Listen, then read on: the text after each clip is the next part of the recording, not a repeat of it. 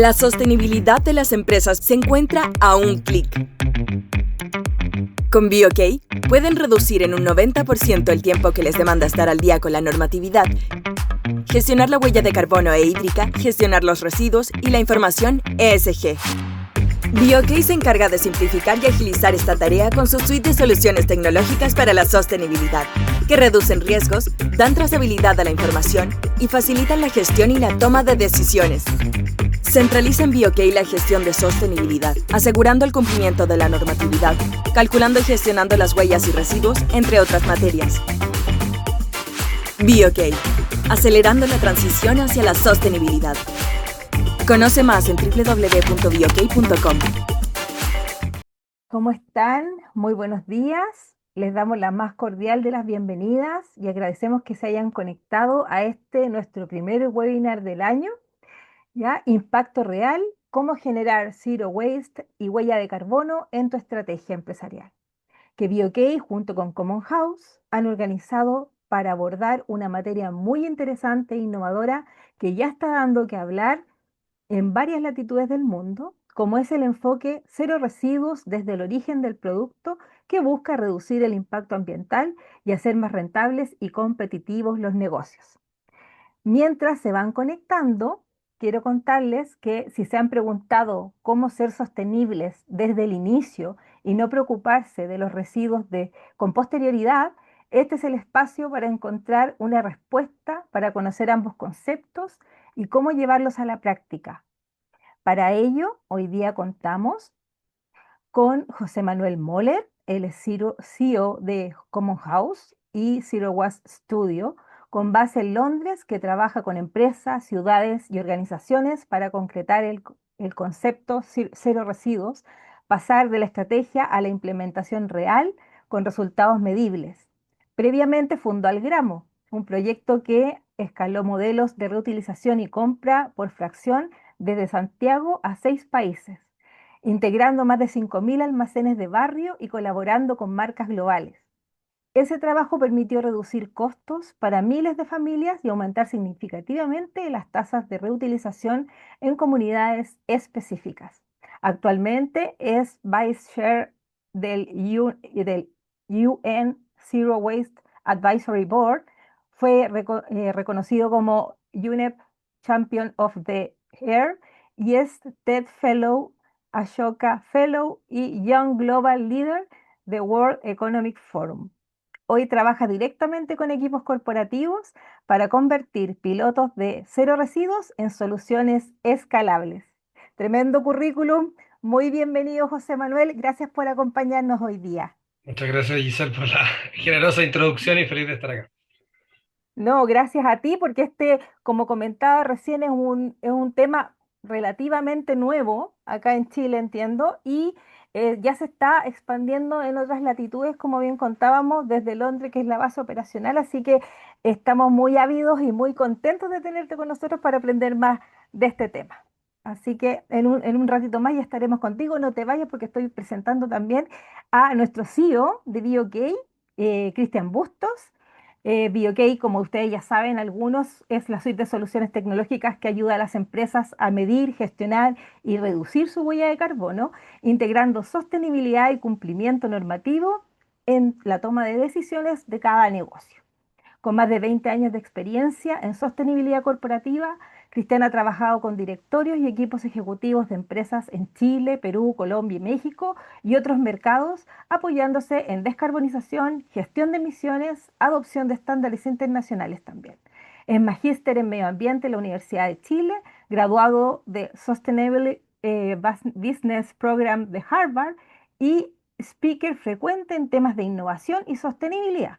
Desde BeOK, también desde Better Consultores, está enfocado en que la sostenibilidad deje de ser un tema técnico y se consolide como una conversación estratégica de directorio enfocada en el riesgo, la competitividad y el crecimiento a largo plazo de las empresas. Hola Cristian, ¿cómo estás? Hola Buenos días. Gise, estáis súper generoso hoy día con las introducciones, Hoy te sí, pasaste. me puse, Por eso entonces lo voy a quitar un poquito para la otra. sí, un poquito, ponle un poco para la otra, porque sí. La idea hoy día es ser nosotros lo más generosos posible con la experiencia y el conocimiento de José Manuel y la que podamos tener acá. Y feliz, gracias por permitirme esta presentación. Aprovecho también de saludar a todos quienes nos están hoy día acompañando y ojalá que sea una conversación fructífera. Yo siempre termino aprendiendo un montón de mis conversaciones con José Manuel y gracias José Manuel por estar acá y además estar compartiendo el camino con la audiencia. Vamos para adelante. Así es, Cristian, esa es la idea. Como bien decíamos, este es un formato bien novedoso el que nos trae a proponer José Manuel. Siempre son interesantes estos encuentros para poder aprender, para saber dónde estamos y hacia dónde queremos ir. Así que no vamos a perder tanto tiempo en conversación, porque también vamos a estar, les vamos a decir que nuestros expertos, que aquí ya están presentados, van a dar a conocer conceptos que dan vida al innovador enfoque de Zero Waste, centrado en la implementación práctica de soluciones para eliminar residuos desde el origen en las empresas y sus proyectos hasta la conexión práctica con métricas ambientales como la huella de carbono, y les mostrarán también ejemplos concretos de acciones que pueden implementar desde ya. Les explicarán también por qué las empresas deben considerar ambos conceptos para su negocio, el medio ambiente y la sociedad. ¿Y qué significa usar datos para tomar decisiones, casos reales y acciones prácticas que pueden iniciar rápidamente con el apoyo de la tecnología y los datos? Así que, y ahí poder recién también conectar la estrategia y la operación para lograr los resultados sostenibles, que es a lo que aspiran las empresas hoy día, dadas las exigencias que ya se están incorporando cada vez más en las legislaciones de cada país y también a nivel de los acuerdos mundiales. Bueno, y antes de comenzar y dejarlos con José Manuel, yo quiero dejar abierto este chat de preguntas y respuestas que tiene nuestro Zoom para que ustedes con toda confianza puedan ir manifestando sus inquietudes, viendo qué es lo que o qué no les, qué les resuena de la conversación y de la exposición que cada uno va a tener, para que nosotros podamos también plantearlas al final y se pueda dar una conversación enriquecida para ustedes y para todos nosotros. Así que sin más, quiero dejarlos entonces con el CEO de Common House, José Manuel Moller, para que él nos explique cómo es Zero Waste. Muchas gracias, Giselle. Y ahora voy a compartir mi presentación. Lo único que necesito es que me confirmen que se está viendo, porque con eso ya me lanzo. Por supuesto, ahí se ve perfecto, José Manuel. Adelante. Vale. Bueno, yo soy José Manuel, todo el mundo me dice Cote, emprendedor de toda mi carrera. Ahí en la introducción se decían algunas cosas, pero principalmente lo que yo he estado, vengo de la vereda de emprender en el mundo de la sustentabilidad, tratando de evitar residuos, ¿ya? En mi presentación voy a contarle un poquito de Common House, que es mi nuevo emprendimiento, nueva casa, por decirlo de alguna manera. Después algunos conceptos que vamos a discutir sobre Zero Waste, por qué es importante este enfoque, y después algunos casos prácticos. Y después feliz también, después de que presente Cristian, tengamos un espacio de conversación, de preguntas que pueden ser de Common House, pueden ser de Algramo, pueden ser de, nada, pueden haber un montón de dudas, así que yo feliz de aquí de venir a contarle un poco del camino que he tenido y sobre todo para dónde estoy yendo. Entonces, para partir, vamos por lo básico, que es lo que es Common House. Common House es lo que llamo yo un Zero Waste Studio, es decir, un estudio de cero residuos, una definición inventada en realidad, que básicamente lo que estoy haciendo es que estoy uniendo a expertos, es decir, gente que ha emprendido, que ha implementado, que tiene soluciones, con el mundo de las empresas y la ciudad en realidad, para crear las industrias que necesitamos. ¿Qué significa esto? Hoy día tenemos un montón de problemas ambientales que requieren soluciones y para eso tenemos que cambiar la forma en que hacemos muchas cosas. Y tenemos que crear una industria, es decir, el cambio es tan grande que hay que generar nuevas industrias que todavía no existen. Y eso es parte de lo que yo hoy día me planteo con el objetivo Common House, de poder empezar a diseñar esa transición y esas soluciones desde el mundo de la implementación de soluciones concretas. Entonces, en concreto, un poco lo que le estaba diciendo, yo tengo un foco con mi socio, con mi equipo, de trabajar en áreas temáticas. Una de ellas tiene que ver con la reutilización, que es lo que me aportó también mi trabajo con el gramo, pero también hay harto de rediseño de procesos, Hay trabajo con sistemas regenerativos, nuevos materiales, eliminación de algunas cosas, donde lo que buscamos es, nuevamente, crear estas industrias que sean más resilientes, que se regeneren y que se adapten a los tiempos en realidad.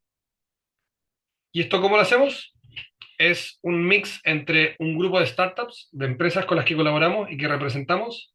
Tenemos un grupo de emprendedores que tienen muchos años implementando y tienen muchas cicatrices, por decirlo de alguna manera. Eh, Tenemos advisors específicos y tenemos empresas que nos apoyan con conocimiento específico y ese ecosistema conforma lo que hoy día es Common House. Common House trabaja con empresas o con ciudades o territorios y ofrece resolver de manera concreta problemas con empresas o soluciones que existen. Creo que me lo voy a saltar un poco, pero básicamente vamos desde el diagnóstico de esta problemática, que de hecho hoy compartimos y colaboramos con BioK, al diseño, decir, bueno, cuáles son las soluciones que se necesitan, la construcción y después la gestión y la implementación. Yo creo que la gran gracia de Common House, y por eso le pongo la palabra estudio, que es un lugar donde se implementan cosas. Es decir, no solamente tenemos un diagnóstico claro, sino que tenemos gente experta en implementar soluciones.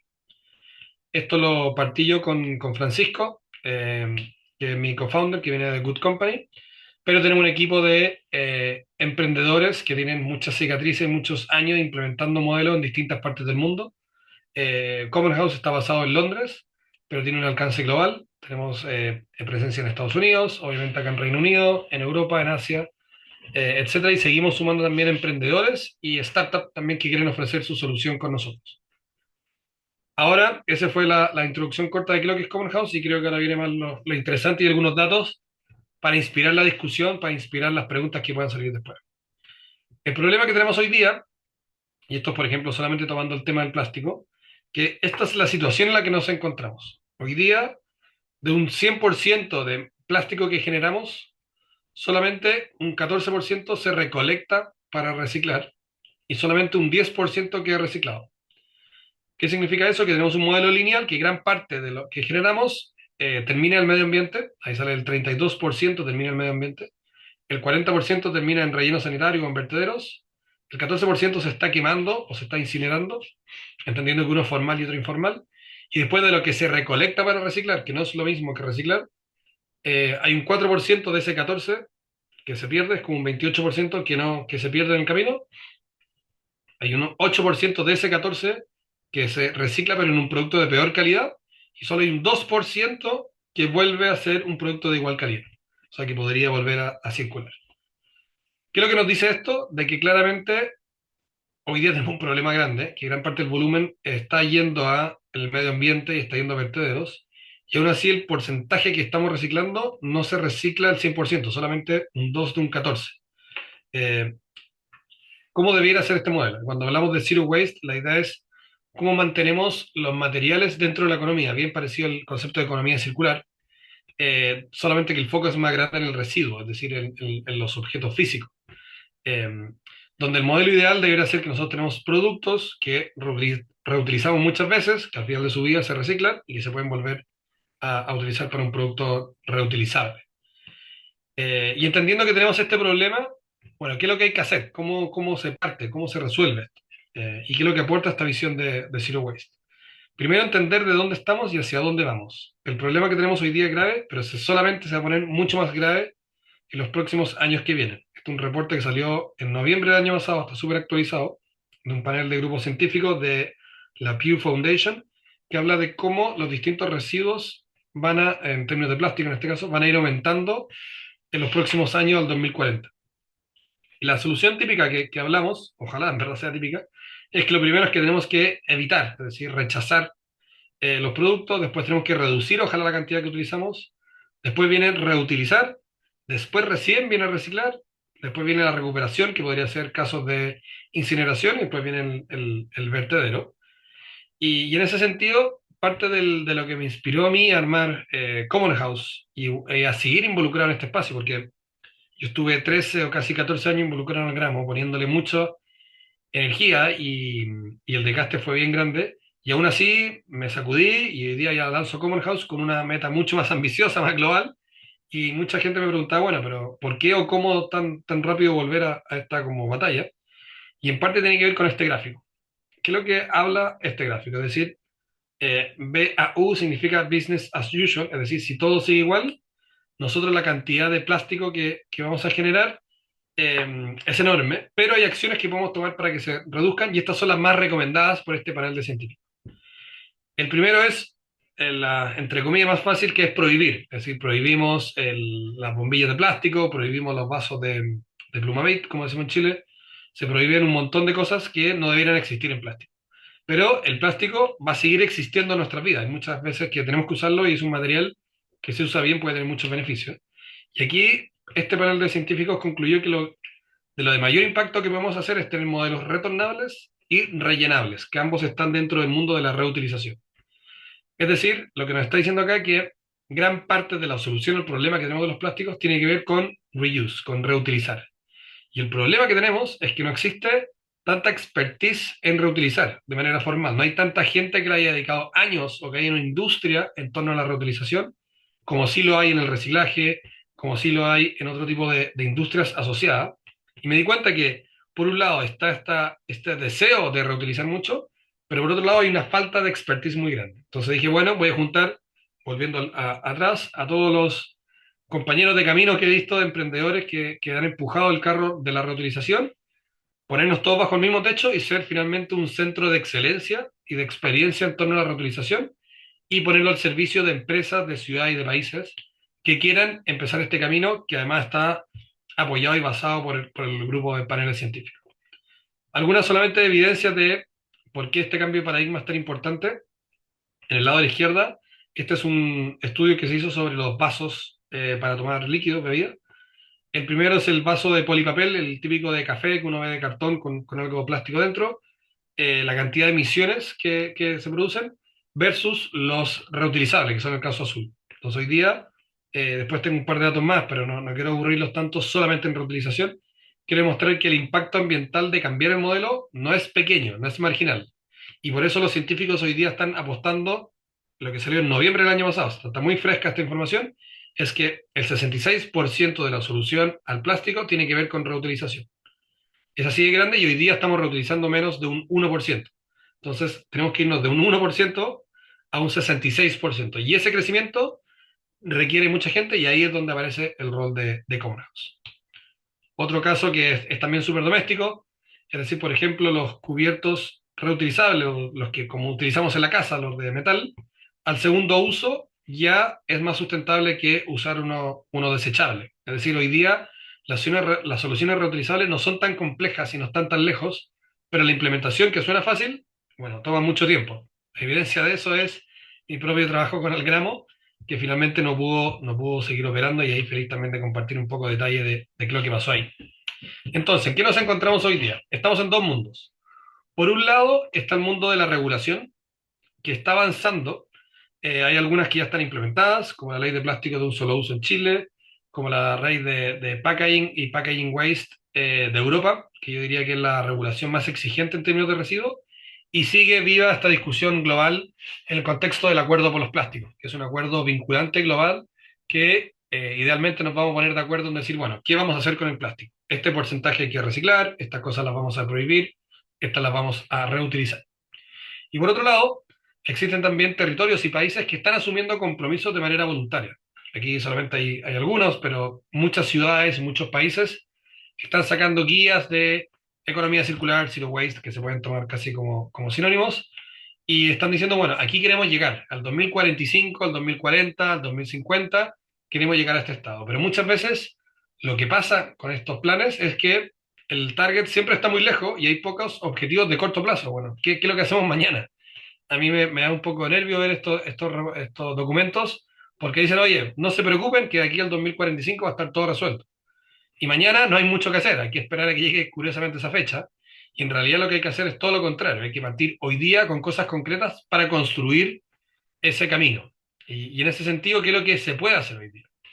Como les decía, lo que les traigo algunos ejemplos concretos que creo que pueden ser súper interesantes para la conversación de startups que se están agrupando en torno a Common House y estamos yendo a resolver algunas problemáticas.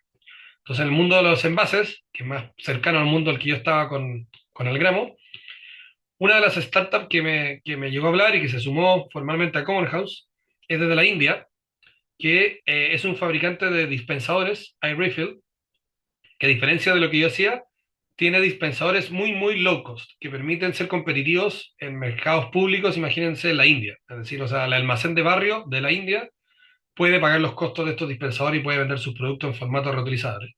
Eso creo que hace que desbloquea la adopción de este tipo de soluciones. Ahí aprovecho de mencionar que una de las barreras de adopción de soluciones como la del gramo tiene que ver con el costo de la maquinaria. Y estamos acompañando a este emprendedor que está escalando a nivel mundial y está exportando a distintos lugares distintas tecnologías, dispensadores de aceite, dispensadores de productos de home care o personal care, también granos, todo con tecnología online, con trazabilidad, pero con precios competitivos. Entonces, esto te permite a uno pensar que esta transición no necesariamente tiene que ser tan sofisticada, tiene que ser tan cara, sino que hoy día existen tecnologías que son competitivas. Obviamente el mercado ha ido cambiando con respecto a cuando yo comencé, y hoy día este tipo de dispensador está asequible para mercados incluso como la India.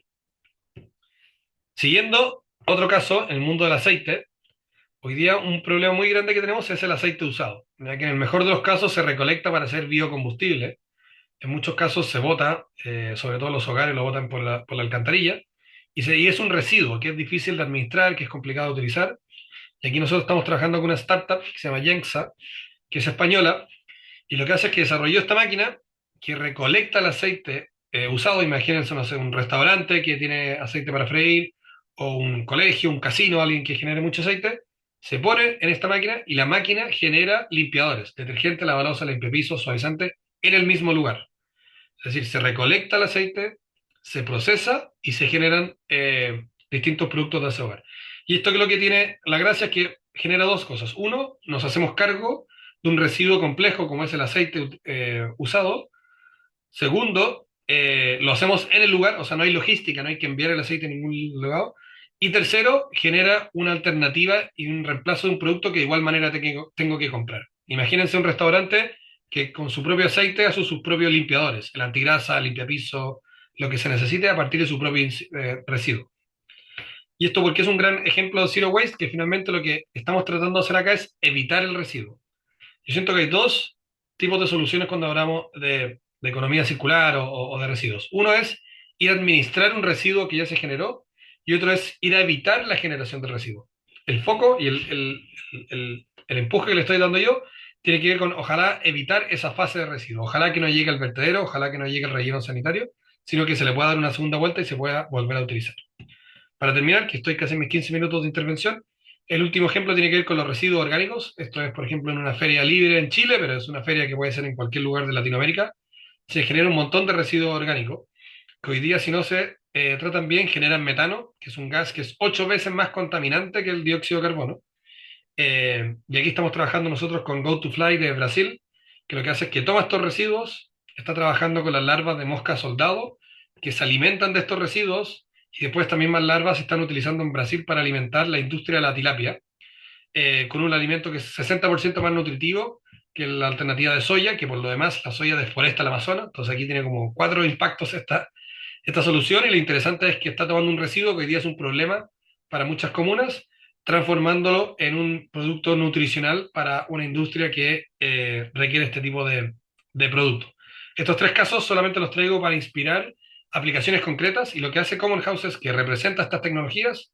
Voy a un territorio y la idea entre 6 a 6 meses, 3 a 6 meses, ya están implementadas estas soluciones y se está empezando a reducir hoy el impacto medioambiental a través de cosas concretas y no hojas de ruta que van a ocurrir en 15 años más. Eso es, muchas gracias y feliz de estar aquí en este conversatorio. Muchísimas gracias, José Manuel. Muy interesante el enfoque Zero Waste. Es muy relevante y muy constructivo como tú lo planteas, cómo se está realizando. Yo también tengo algunas preguntas, pero me las voy a reservar para el final para no entorpecer las exposiciones, pero genera mucho interés y y en realidad, si como tú lo planteas así fuera, teníamos resueltas muchos problemas ya. Así que pero está muy interesante tu propuesta, así que pronto vamos a conversar más de ello. Y antes de darle el pase a Cristian, Bustos, nuestro CEO de BioK, quiero volver a invitarlos a que dejen sus preguntas, ¿ya? Dejen sus preguntas con toda tranquilidad para que podamos también planteárselas a Cristian, planteárselas a José Manuel al final de la exposición y podamos generar ahí una conversación entretenida, interesante y muy constructiva. Así que ahí, Cristian, te dejo para que tú puedas ya empezar tu exposición. Estupendo, gracias, querida Gise. Me avisan cuando estén viendo mi presentación, por favor. Ahí sí, tienes que ponerla en presentación, pero estamos, se ve. ¿Estoy en presentación o no? ¿Está bien? Sí, pero no, te falta ponerla para que se vea la pantalla completa, Cris. Ok, tengo algo entonces aquí que está molestando. Dejo de compartir y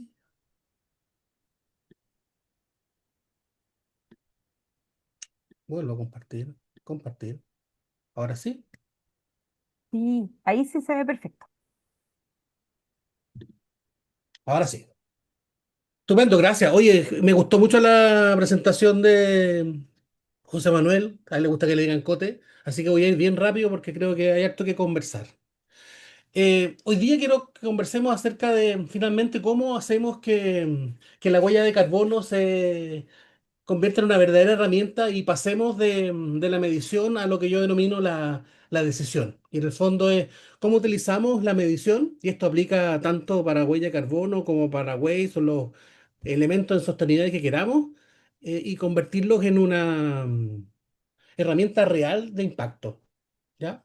La verdad es que voy a partir con una idea bien simple, pero clave para esta conversación, y es que la huella de carbono no es un reporte ambiental, primero. Es un sistema para tomar mejores decisiones de negocio. ¿Ya? Esto se trata de negocio y, y hoy todavía algunas empresas están midiendo su huella porque tienen que hacerlo. Por regulación, por clientes, por financiamiento, por reputación. Pero el problema finalmente no es medir. El problema es que muchas veces medimos y no cambiamos nada. ¿Ya? Y ahí es donde la sostenibilidad está perdiendo fuerza, credibilidad y, por supuesto, sentido. ¿Ya? Y recién escuchábamos a José Manuel hablar de Zero Waste y cómo el diseño desde el sistema, desde el origen, puede hacer una gran diferencia. Y en lo que tratamos de huella de carbono, cumple un rol muy similar, porque la gestión en huella de carbono nos muestra dónde realmente estamos generando impacto y dónde tenemos que actuar. Así que, ojo, medir no es igual que gestionar, gestionar no es igual que reducir. Esto de lo que estamos hablando no es un trámite, no es algo solo del área ambiental, no es solamente un informe que se va a un cajón y cuando lo tratamos así se pierde todo el valor que hemos generado. ¿Qué es finalmente y qué no es la gestión de la huella de carbono? Primero es que nos muestra cómo producimos, cómo compramos, cómo transportamos, cómo consumimos energía, cómo diseñamos nuestros procesos. Y por eso me gusta a mí decir que gestionar la huella de carbono es tener una muestra de cómo funciona nuestro negocio cuando nadie lo está mirando. Es cierto que es un buen indicador que mide el impacto climático real, que es una radiografía como ver a la empresa, pero lo realmente valioso cuando lo tomamos como una herramienta para hacer sostenible desde la perspectiva ambiental, social y económica nuestros negocios es que nos permite priorizar, nos permite saber dónde invertir, nos permite rediseñar procesos, nos permite convertir y nos da una panorámica global de la compañía. Como lo hacen los balances y los estados de resultados, pero no hablando de dinero, sino que hablando de emisiones. ¿Para qué no es? Importante tenerlo en cuenta, esto no es un trámite, no es un archivo, no es un PDF, no es un documento, no es algo para cumplir, tampoco es algo exclusivo del área ambiental. Cuando nos metemos en esto, y la verdadera razón por la cual hay que medir y medir bien es importante, y hoy es porque hablamos de que aquí hay una herramienta de gestión de riesgo, hay una herramienta de control de costos y hay una herramienta para hacer más competitivas nuestras empresas. Primero, porque nos permite gestionar el riesgo. ¿Cuál? El reputacional, el regulatorio, el riesgo en la cadena de suministro. Y aquí me detengo porque las reglas del juego en general ya cambiaron. Tenemos muchas cadenas de suministro, Chile particularmente, que al final del mundo estamos integrados a la cadena de suministro de la minería, de los alimentos, de los servicios. No, no hacemos nada solo. Y por lo tanto, no entender que el impacto que hace cada una de nuestras actividades y nuestras emisiones generan el impacto global de toda la cadena de suministro es una gran condición de riesgo. Por otro lado, tenemos una condición de costo. La huella de carbono revela muchas ineficiencias. Va a revelar las ineficiencias donde está la energía mal usada, donde hay transporte innecesario, donde hay residuos evitables. Y esas eficiencias no solo generan gases de efecto invernadero y nos generan nuestro problema de cambio climático, que es a todos nos importa, sino que también cuestan dinero. Y yo he aprendido a lo largo de estos 30 años que trabajando en medio ambiente y sostenibilidad, es que cuando logramos hablar en el idioma que tiene normalmente la empresa, que afecta al estado de resultado, avanzamos mucho más rápido en medio ambiente y sostenibilidad. Entonces, mi invitación desde ya es a todos los que nos están escuchando a hablar este lenguaje. Y el lenguaje es eficiencia, reducción de costos y la gestión de la huella de carbono es una tremenda herramienta al respecto. Y finalmente, competitividad. Ya cada vez más clientes, bancos, inversionistas están mirando estos datos, no solo como discurso, sino como criterio de decisión. Las empresas que hoy día no están midiendo bien, lo van a pagar, por supuesto, mucho más caro mañana. Entonces, ¿cómo pasamos de la medición a la decisión? ¿Ya? Muchos de ustedes a lo mejor ya midieron, algunos ya están más avanzados en el camino. Yo creo que es importante tener en consideración que uno de los grandes errores que se comete es pensar que es suficiente con que yo mida una vez al año. Algunos de ustedes ya terminaron el año 2025, están preparando sus emisiones de gases de efecto invernadero y su inventario. Y la verdad es que vamos a sacar un balance de lo que ya pasó. Y es difícil gestionar y transformar el pasado. De hecho, todavía no hay alguien que lo logre. Lo que podemos gestionar, lo que podemos cambiar es el futuro. Y para eso necesitamos poder tener datos mucho más frecuentes, reales, para poder tomar decisiones que se puedan cambiar el futuro. Con los datos del año pasado no vamos a cambiar los datos de este año. Necesitamos cambiar y conocer hoy día los datos de enero para saber que podemos cambiar los de febrero y con los de febrero cambiar los de marzo y así sucesivamente. Entonces, ojo que eh, si bien la huella de carbono nos proporciona y su gestión información relevante, tenemos que transformarla en una herramienta que se transforme en una brújula y no solo en una foto. Hay cosas importantes que pasan cuando esto se lleva a la práctica, ¿ya? Sin mencionar fuentes, pero por ejemplo, cuando en una empresa nos metemos, puede poner, este es el caso de una empresa que fabrica y distribuye alimentos, ¿ya? Como muchas de las empresas en Chile, los alimentos los fabrica a través de un proceso de externalización. Hay otro que los fabrica por él. Por lo tanto, ellos definen la receta, la mandan a fabricar, definen el packaging, el sistema de logística, de distribución y lo entregan. Y por lo tanto, cuando hacemos la huella de carbono de esta empresa, primero empiezan a aparecer cosas interesantes y la conversación empieza a cambiar. Como por ejemplo que el transporte pesa mucho más que la energía que utilizan. O que en los proveedores, obviamente por el caso, las emisiones son mucho mayores que la operación propia. Y por lo tanto aquí, cuando uno entiende los números y los puede priorizar, empieza a rediseñar la logística, ¿cierto? Se pueden renegociar y restablecer contratos, se priorizan cuáles son las inversiones y finalmente, cuando el dato es bueno, la conversación empieza a cambiar. Y empieza a cambiar porque no le podríamos pedir al gerente de finanzas de la compañía que haga una reestructuración para poder hacer más eficiente la compañía sin que tenga el balance y el estado de resultados. Lo mismo nos pasa en gestión aquí en sostenibilidad. No podemos hacer esa transformación sin tener buenos datos y tener datos que sean confiables y al día. Por eso, porque cuando el dato es bueno, la conversación cambia. Y cuando la conversación cambia, invita a la acción. Y la acción es la que genera el cambio. Y aquí el rol de la tecnología es importante, ¿ya? Pero tampoco es un rol que vaya a transformar como un santo grial o una bala de plata, ¿ya? La tecnología en la historia de la humanidad ha sido un catalizador, pero somos las personas que usamos la tecnología los que finalmente hemos hecho esas grandes transformaciones. ¿Cómo lo hacemos?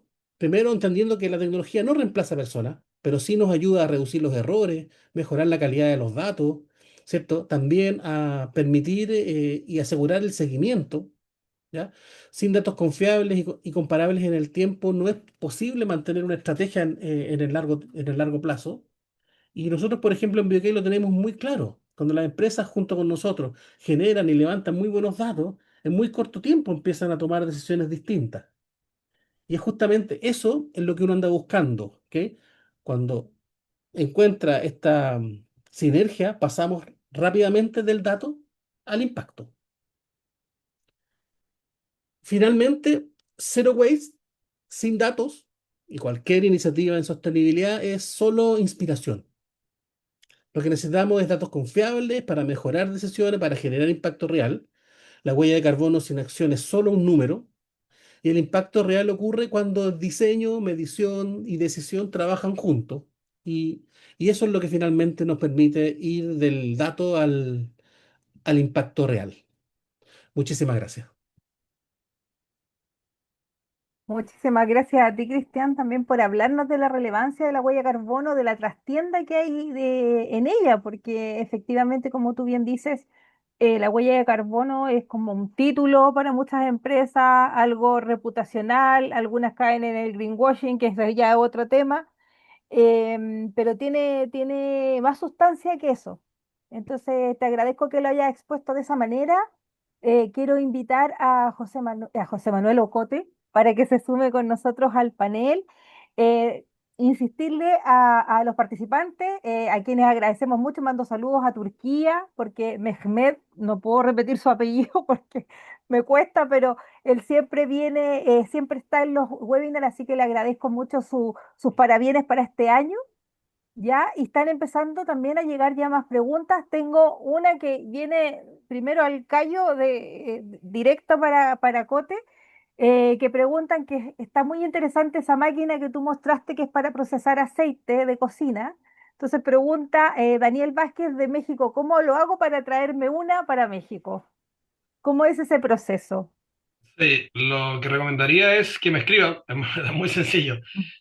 Si quieren, no sé si hay forma de poner yo algo en el chat, pero puedo poner mi correo hacia aquí. Voy a poner mi mail y ahí que me escriba y conversamos por interno en cómo hacer la gestión, pero hoy día, de hecho, parte de mi trabajo es buscar abrir mercado para este tipo de tecnología, así que lo que está preguntando es literalmente lo que hago. Perfecto. Mira, tenemos un par de reflexiones de Guillermo Carrasco, ¿ya? Y yo creo que ya va como más orientado un poco también a lo que Cristian estaba señalando la huella de carbono, pero también es interesante también tener tu visión, Cote. Así que se las dejo aquí planteadas para que abramos un poco el debate, porque Vale, él dice, respecto a la credibilidad, hablemos de las empresas, solo tenemos que mirar grandes ciudades, los RSD, los residuos RESPEL, ¿cierto? Los agroquímicos, etcétera. Entonces, es bueno cuando se visibiliza la empresa en particular o se visualiza la empresa en particular respecto a los beneficios o no que genera esta huella de carbono. Y acción seguida dice, lamentablemente, a veces hay más de lo mismo, esto de alguna manera está repetido. Se traduce siempre el tema de la huella de carbono a los dólares. Qué mal. Entonces, ¿qué opinión tienen al respecto? ¿la de tú, Cristian? ¿Después voy yo? Sí, dale. Bueno, efectivamente, yo creo que tenemos que hablar el lenguaje de los financieros si es que queremos realizar las transformaciones más grandes dentro de las empresas, ¿ya? Y hoy día los equipos de medio ambiente y sostenibilidad en su gran mayoría todavía están al debe y sin conexiones con estos equipos. Eh, Les cuesta mucho conseguir los recursos para avanzar en cada una de sus iniciativas. Y en las organizaciones que nosotros hemos visto que logran conectar el impacto ambiental y social con el impacto en la última línea de la compañía, en los ingresos, en la reducción de los costos, consiguen con muchísima facilidad los recursos para avanzar. Entonces, no estoy diciendo que sea fácil, pero en cada compañía hay que encontrar la llave para conectar, ¿ya? Eh, y hacer realidad este concepto que a veces es medio etéreo de Mm. sostenibilidad, que es decir, bueno, vamos a buscar el desarrollo social, desarrollo económico y también la protección del medio ambiente, pero no se trata de sacrificar uno en beneficio del otro. Entonces, creo que sí puede ser más de lo mismo, pero no nos tenemos que aburrir de repetirlo, aunque sea como mantra, que el impacto eh, ha de ser de triple impacto o finalmente no es impacto.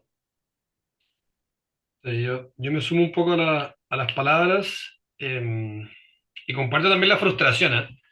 Eh, Lamentablemente estamos en un mundo que funciona así. A mí me hubiese encantado que la adopción de este tipo de soluciones y tecnología se rigiera por otros parámetros que no sea solamente la rentabilidad, pero en la práctica, si es que solamente buscamos gente que comulgue con esto y lo quiera hacer por buena voluntad, vamos a ser un grupo muy chico y esto no va a escalar y no va a terminar teniendo el impacto que queremos. Entonces hoy día, en realidad, como dice Cristian, estamos obligados a hablar el lenguaje de los negocios. Yo he visto muchas veces, y también como menciona Cristian, equipos de sustentabilidad de empresa con todas las buenas intenciones que quieren generar una disrupción en su empresa, pero no tienen el poder, no tienen la facultad, no tienen el presupuesto para hacer estos cambios. Y finalmente el cambio se va a mover en la medida que uno alinee los incentivos económicos de la empresa, lo quiera o no, con este impacto ambiental, lo cual es muy difícil.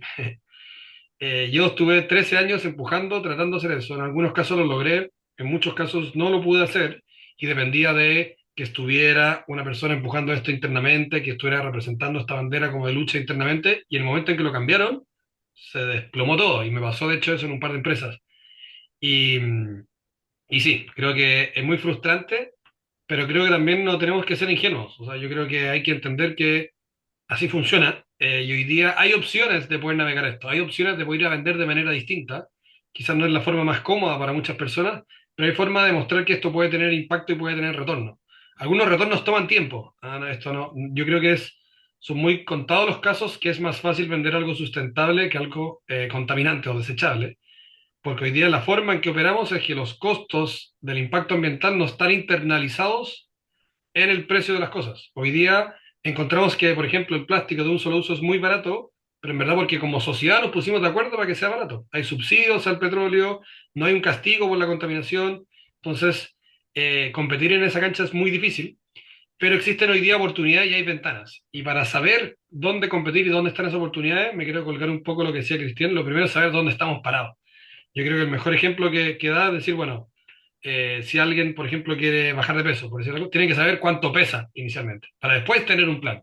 Si uno no sabe dónde está comenzando, está perdido. Entonces, creo que en la medida en que uno tenga un diagnóstico claro, puede encontrar esas oportunidades donde se puede avanzar conjugando este mundo económico, que lamentablemente es el que rige las empresas, con el medioambiental y el social.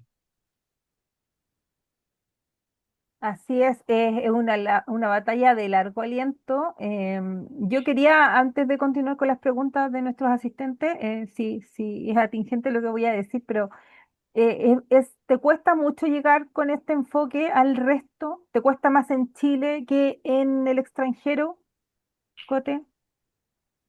Eh, sí, no. Cada país tiene su particularidad y tal vez hay temas que son distintos. Yo por lo que he visto en Europa, hay una cultura más grande en torno a la sustentabilidad porque partieron con este tema antes. La Así primera es. ley REP en Alemania es del 90, y en Chile es como la gran novedad que se está implementando ahora. Entonces, hay una ventaja histórica en miles de ámbitos, pero en la sustentabilidad comenzaron antes y hay una adopción más alta. Pero tampoco es necesariamente así en todos los temas. Por ejemplo, si hablamos de reutilización, yo diría que Latinoamérica está mucho más avanzado que Europa en reutilización. O sea, la reutilización que hay en torno a los vestibles, a las bebidas retornables, por ejemplo, es un caso de éxito a nivel mundial que ojalá se lo quisieran los europeos también. Entonces, yo creo que cada territorio, cultura tiene sus características y algunas hacen más proclive para alguna conducta ambiental. Hoy día, por ejemplo, Latinoamérica reutiliza un montón de cosas y no necesariamente por la conciencia ambiental, sino porque no hay más recursos y hay que darle otra vuelta. Entonces, lo que muchas veces se vende como algo cool o hipster en Europa, probablemente en Latinoamérica se hace por necesidad y sigue teniendo un impacto mucho más grande. Entonces, yo diría que para lo formalmente sustentable que llamamos hoy día, sí, yo diría que Europa es el territorio que está más avanzado, pero yo no diría que son los que lideran en todos los ámbitos. Yo creo que cada región tiene sus ventajas y la gran gracia es aprender de cada uno y ir polinizando para otro lado. Ujú. Cristian, ¿tú quieres aportar algo en relación a eso? Sí, yo creo que es súper relevante lo que decía José Manuel y lo hemos experimentado desde BioK y es que las brechas entre lo que llamamos el primer mundo y Latinoamérica y Chile son cada vez más estrechas, ¿ya?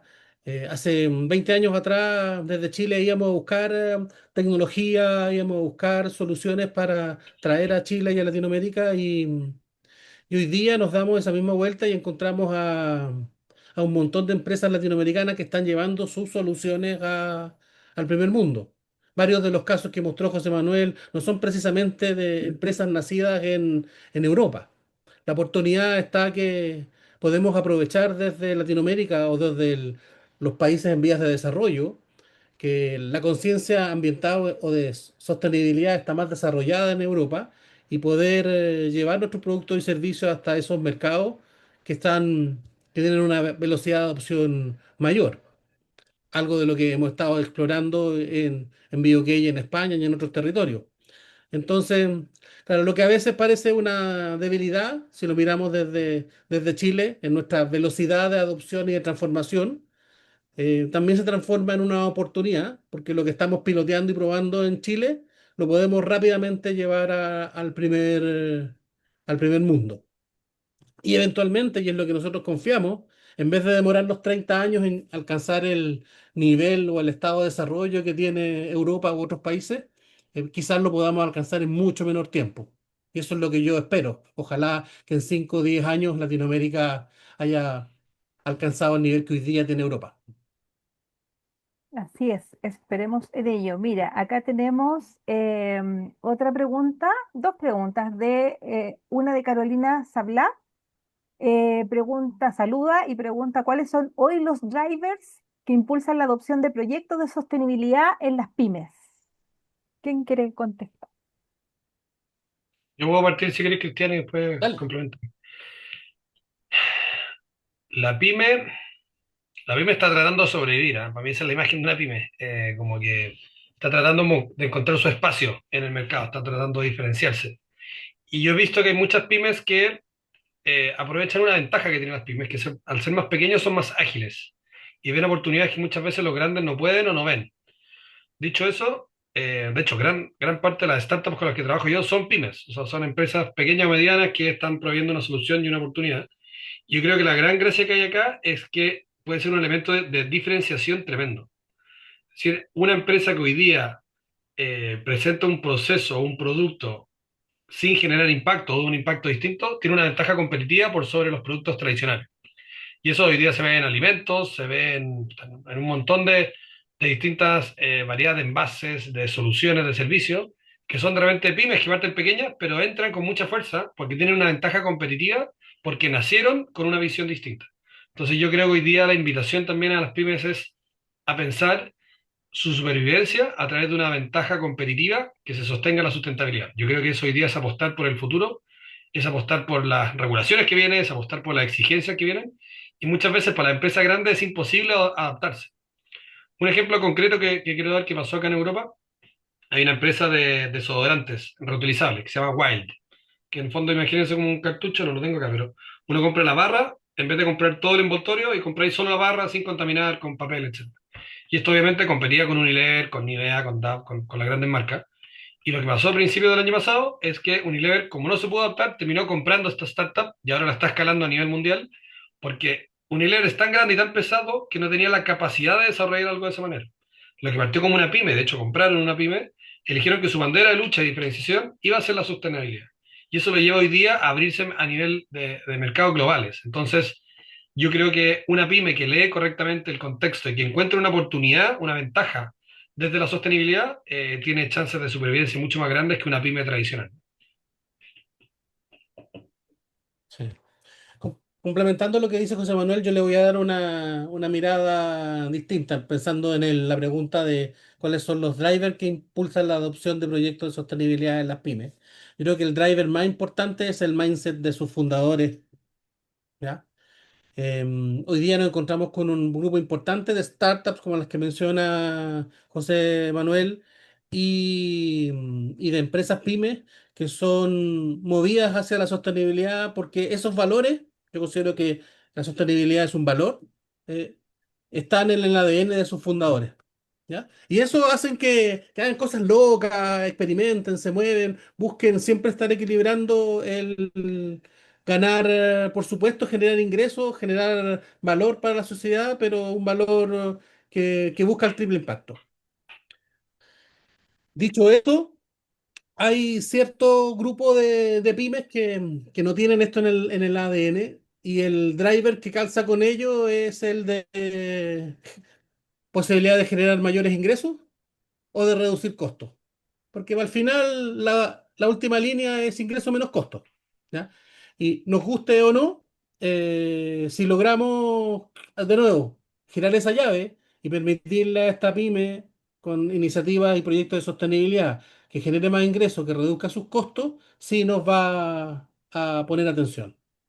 Y si no, creo que todos los que trabajamos en en esta área, también tenemos que saber dónde invertir nuestro tiempo y nuestra energía. Hay algún grupo que, que no vamos que no vamos a convencer en el corto y mediano plazo. Por lo tanto, hay que dirigir nuestra energía y tiempo a los que ya están convencidos y trabajar con ellos. Qué interesante las ¿Convencidos dos o, visiones. o yo le agregaría algo? A los que están convencidos, a los que están obligados. También hay mucha regulación que Sí. está obligando a empresas a tomar acción. También hay una oportunidad ahí, Eso sí, también. Sí. por las buenas Interesante o por los las dos malas. enfoques. Sí, totalmente. Así es que estamos en esa encrucijada hoy día. En las exigencias, lo hacemos, no lo hacemos. Es muy relevante lo que ustedes señalan y creo que también amplía la visión para que las pymes que estén conectadas hoy día con nosotros, sus representantes, también tengan ese acervo, ese bagaje y esas alternativas a analizar cuando quieren irse por el lado de la sostenibilidad que es tan relevante, poco rentable todavía, pero para allá vamos. Así que quiero también, están súper participativos los asistentes, así que eso me da mucho gusto y quiero plantearles la siguiente pregunta. Dice, de Diaxina Azofeifa. Hola, ¿cómo estás? Bajo la metodología o normas de referencia, utiliza el software perdón, ¿bajo qué metodología o normas de referencia utiliza el software de medición de huella de carbono? ¿O se utiliza el software de medición de huella de carbono? O de huellas en general. Para los procesos de certificación, por ejemplo. Cristian, tú.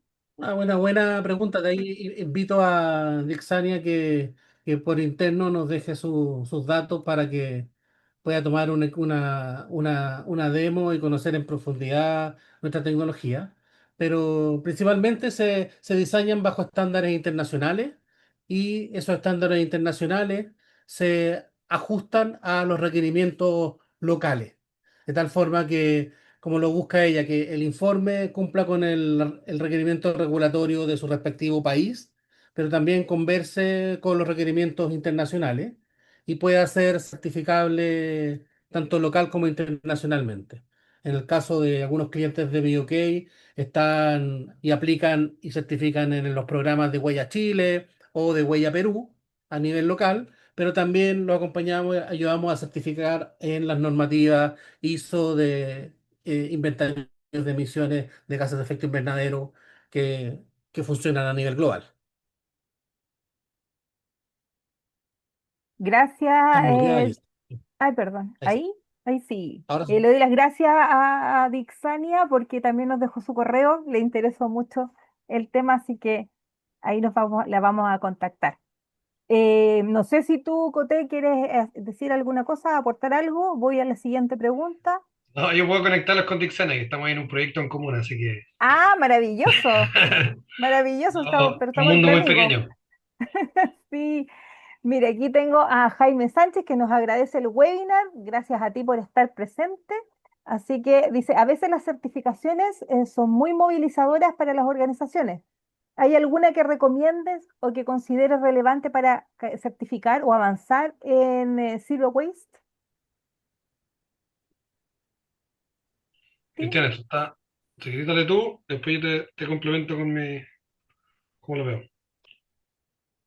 Yo veo aún demasiado incipiente este mundo de Zero Waste. Entiendo que hay una norma ISO cuyo número no recuerdo, que está enfocada principalmente en gestión y en economía circular, que podría de alguna forma aplicarse, eh, pero, mm,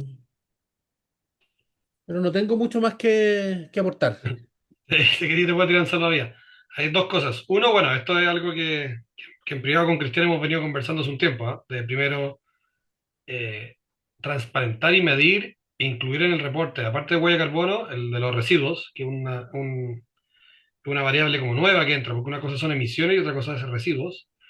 Y lo otro es, aprovecho a comentar que yo tengo, bueno, otro sombrero, estoy asesorando hace un tiempo a la Fundación Zero Waste de Turquía, así que de hecho ahí nuestro amigo turco seguramente la conoce. Y parte de las cosas que estamos haciendo es definir un estándar y promover algo para que exista, para decir, compararse contra algo concreto. Y esperamos este año poder anunciarlo. De hecho, este año la COP 31 va a ser en Turquía y parte de lo que estamos buscando es que se anuncie esta certificación en Zero Waste. Y podríamos, de hecho, juntar, Cristian, los puntos y hacer que obviamente el software mida en esa línea y bajo ese estándar. Pero es verdad que hace falta como... Hay algunos y hay algunos privados que existen en algunos países, pero no hay nada tan global o tan estandarizado, que es parte de lo que estamos tratando de hacer desde la Fundación Zero Waste. Así que cuando esté de todas maneras van a saber, vamos a compartirlo. Y en paralelo con Cristian seguimos hace un tiempo conversando de cómo empezar a hacer que las empresas no solamente midan emisiones, sino que también sus residuos. Porque también ese es otro impacto. Hoy día a nivel mundial se habla de este triple impacto, que son emisiones o cambio climático, residuos y biodiversidad, que son como los tres ejes que hoy día a nivel de las Naciones Unidas se está hablando que impacta. Y como esto es una conversación, aquí Dixiana también aporta, gracias a Dixiana, que la menciona la ISO 50020 en relación a indicadores de economía circular, que es la norma que yo mencionaba hace un rato. Así que gracias, Dixiana. Justamente, miren, nos quedan 3 minutos para la 1 de la tarde en Chile, ¿ya? Agradecerles, nos queda una pregunta que la voy a hacer, por supuesto, pero agradecerles a todos los que se han conectado de Chile, Perú, Colombia, México y otras latitudes como Turquía por el interés que han tenido en este webinar, por la participación, por las preguntas que han hecho, porque nos han permitido ir ampliando este abanico, esta visión de cómo ser sostenibles, de cómo ir reduciendo nuestra huella de carbono, ir reduciendo nuestra huella de residuos, ojalá desde el origen. Así que más que agradecidos con esto, nos motiva para poder tener más, más conversaciones de este tipo. Así que quiero antes de cerrar, entregarle la última pregunta y si llegase otra, podemos contestarla ya por interno si gustan, no hay ningún problema si llega alguna para que no se queden tampoco con la sensación de que no pudieron sacarse la duda que tenían ahí en su corazón. Qmars Warrix, no sé si está bien pronunciado, espero que sí. Agradece el webinar, dice que nos agradece por la rica conversación que se ha dado al respecto y pregunta qué incentivos ven que se están impulsando o se impulsarán desde el punto de vista regulatorio para que las empresas prioricen políticas zero waste o de economía circular, ¿ya? ¿Y en qué industrias ven que se puede potenciar más? Les dejo la palabra. Vale, si queréis voy yo, Cristian, y damos Dale. vuelta al orden.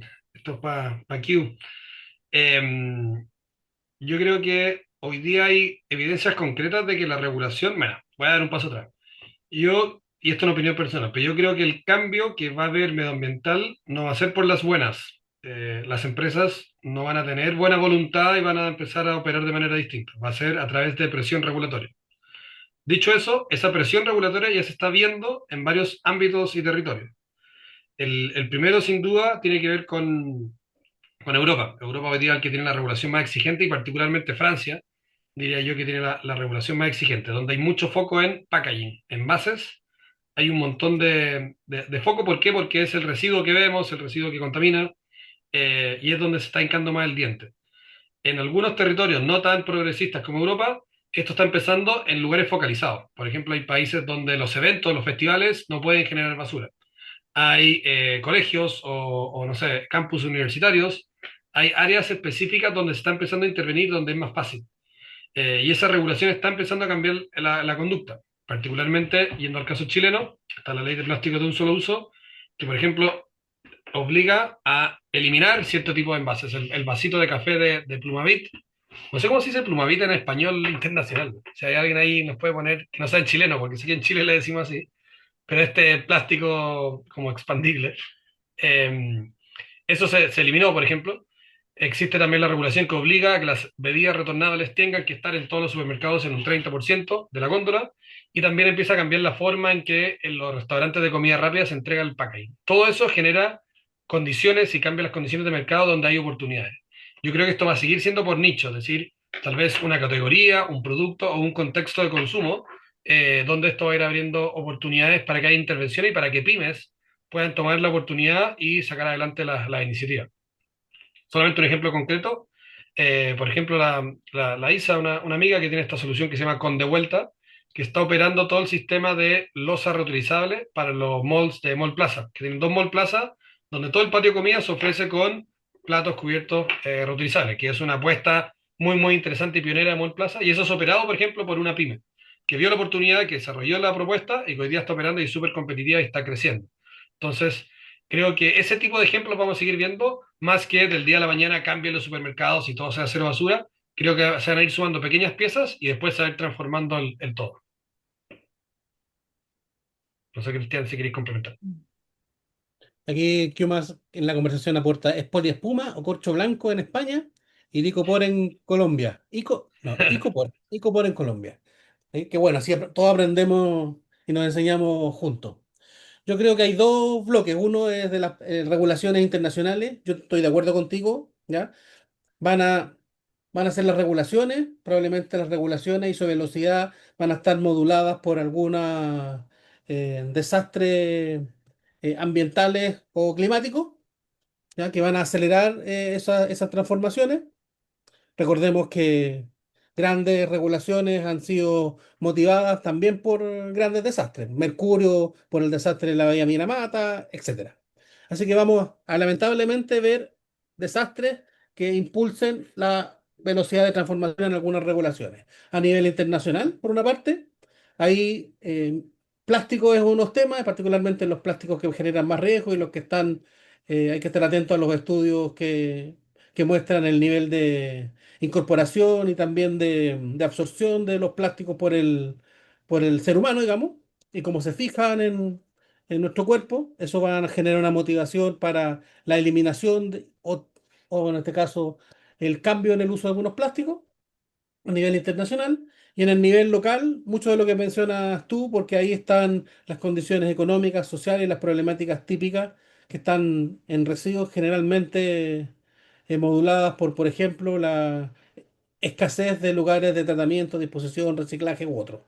En Chile, los cierres de los vertederos y la ausencia de rellenos sanitarios fueron un gran impulsor de algunas de las transformaciones.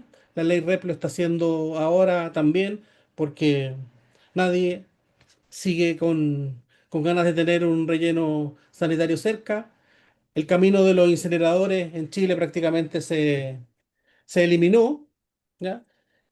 Así que eso hace que decisiones de cómo queremos vivir nos involucran que tenemos que tener la regulación necesaria para poder compatibilizar las distintas actividades humanas.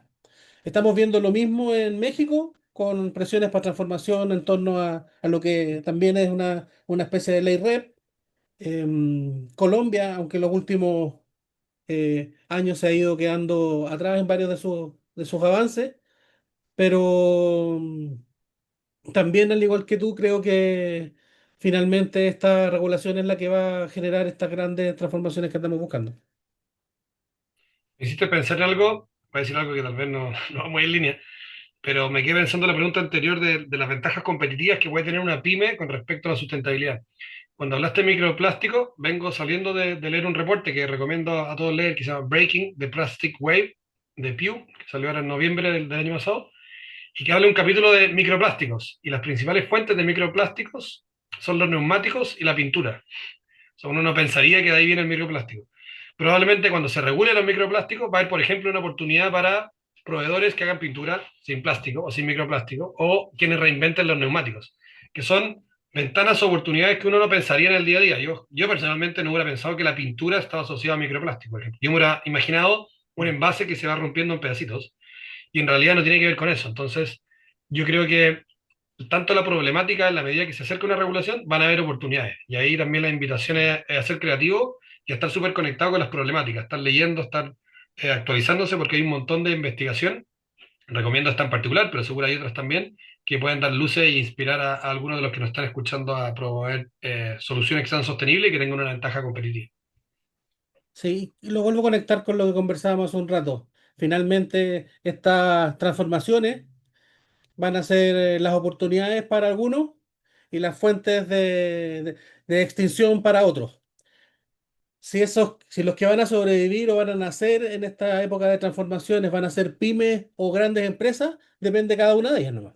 Pero vamos a ver startups y microempresas nacer y morir, al igual que grandes empresas que no se adaptaron, que no se transformaron y que no hicieron los cambios para atender y resolver los problemas actuales, que no son solo de suministrar bienes y servicios.